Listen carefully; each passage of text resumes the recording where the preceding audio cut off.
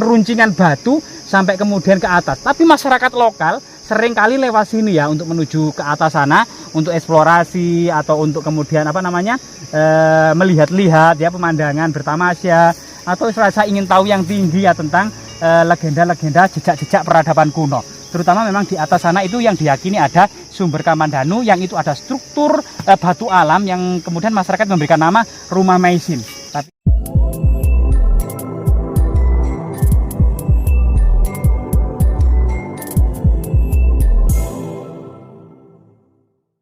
Jadi oke teman-teman, saat ini kita berada di Punggungan Naga ya, paling atas, yang sebenarnya tujuan kita adalah semacam ada struktur batu alam yang masyarakat menamai sebagai Rumah Meisin. Serta di sampingnya ada mata air gitu ya, yang dikenal dengan mata air Kamandanu, yang sangat berhubungan dengan Arya Kamandanu ya, suami dari Meisin. Meisin sendiri dalam cerita fiktif yang kemudian dalam serial film Tutur Tinular itu kemudian menjadi warga lokal Nusantara, warga lokal Jawa Timur yang mengganti namanya ya sebagai Nyai Paricara, ahli botani dan pengobatan ya, etnobotani, pengobatan, riset tanaman obat di sekitar lereng Gunung Anjas Moro ini. Dan kita bisa menikmati pohon-pohon raksasa, bukit-bukit, punggungan-punggungan ya, jejak vulkanologi dan tektonik ya, jejak vulkanik dan tektonik masa purba ya, yang membentuk sebuah kaldera-kaldera, cekungan-cekungan, lereng-lereng ya. Dan ini sesuatu yang sangat menegangkan di lokasi ini yang masyarakat menamai sebagai Punggung Naga. Teman-teman kita sudah naik ke atas sana teman-teman, di semak-semak belukar terlihat samar-samar. Kita tidak bisa melanjutkan perjalanan dan mohon maaf kita tidak sampai kepada situs yang diyakini masyarakat dengan nama sebagai situs Rumah Meisin atau Arya Kamandanu. Tapi kita bisa lihat pemandangannya yang sangat indah dan menegangkan teman-teman ya. Mungkin maju sedikit dan coba kamera diarahkan ke arah barat. Jadi di sana juga ada punggungan-punggungan yang merupakan bagian dari lereng Gunung Anjas Moro. Sebuah alam ya yang sangat lestari dan jarang dimasuki oleh manusia. Beragam legenda, cerita mistis maupun cerita rakyat berkembang di lokasi ini ya. Jadi ini memang masih di selatan dari Mojokerto. Dan coba lihat di belakang saya adalah sebuah bukit batu yang sangat terjal dan sangat tinggi. Saya mohon maaf tidak bisa melanjutkan ke atas ya, karena saya juga sangat merinding. Tapi ada beberapa teman yang melanjutkan ke atas. Jika kita lihat pemandangannya gitu ya, ada serai liar. Ini sebenarnya serai liar seperti serai biasa, tapi rumahnya sangat menyengat ya. Ini serai liar cukup banyak di area ini. Ini juga diduga bisa merupakan juga tanaman obat ya, terutama batuk, asma gitu ya, dan lain sebagainya. Nah di sini, apalagi di sini sangat tipis gitu ya. Di sini di depan saya ini Punggung Naga ini ketebalannya sudah kurang dari 30 cm. Hanya sekitar 20 cm saja, apalagi di gigiran situ ya, di Punggung Naga yang ada di situ itu tidak sampai 3 cm 4 cm ya, dan di situ hampir-hampir sudah tidak ada jalan lagi, melainkan sebuah runcingan batu sampai kemudian ke atas. Tapi masyarakat lokal sering kali lewat sini ya untuk menuju ke atas sana untuk eksplorasi atau untuk kemudian melihat-lihat ya pemandangan bertamasya atau rasa ingin tahu yang tinggi ya tentang legenda-legenda jejak-jejak peradaban kuno. Terutama memang di atas sana itu yang diyakini ada sumber Kamandanu yang itu ada struktur batu alam yang kemudian masyarakat memberikan nama Rumah Meisin.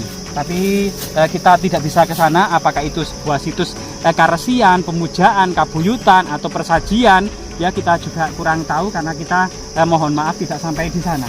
Sekali lagi teman-teman ya, jadi kita benar-benar menikmati Punggung Naga yang sangat luar biasa sekali. Jadi di bawah itu pohon-pohon cukup banyak aneka yang berwarna perak-perak itu atau kecoklatan itu namanya pohon puso ya, puso, dan di sampingnya adalah bambu petung yang cukup banyak sampai di jurang bawah.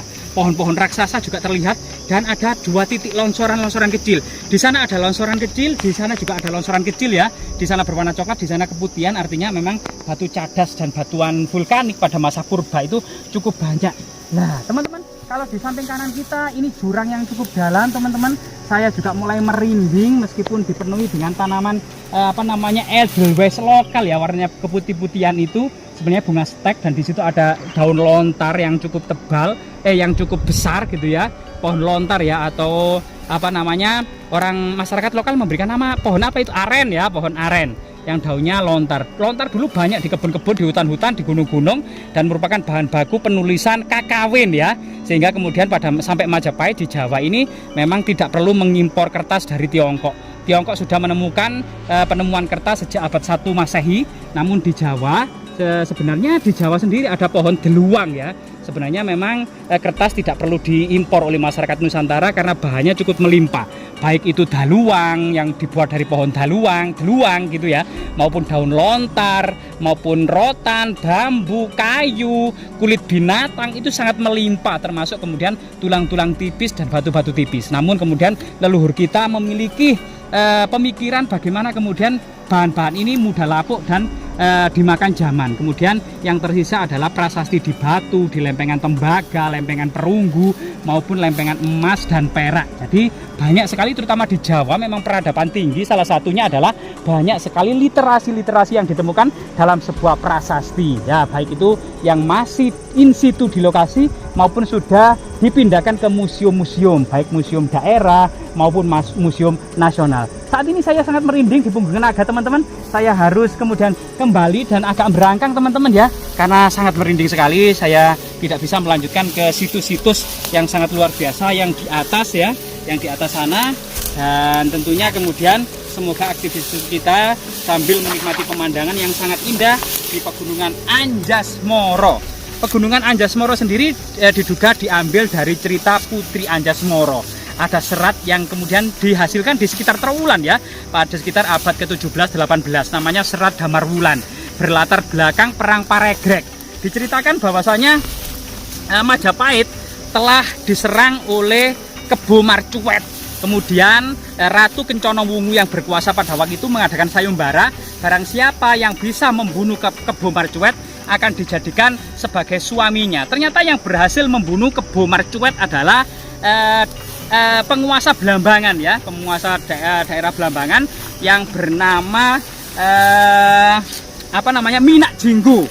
Kemudian ternyata Minak Jinggo karena memiliki wajah yang buruk gitu ya, sehingga kemudian Ratu Kencana Wungu sebenarnya enggan atau tidak mau menikah dengan Minak Jinggo, sehingga terjadi perang antara Majapahit dan Blambangan.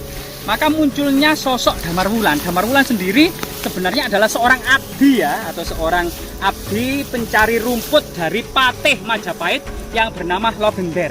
Karena tampan rupawan gitu ya, akhirnya salah satu putri dari Patih Logender jatuh cinta yang bernama Putri Anjasmara. Putri Anjasmara kemudian menikah secara sembunyi-sembunyi dengan Damarwulan, meskipun kedua kakaknya Layang Seto dan Layang Kumitir itu sangat membenci Damarwulan.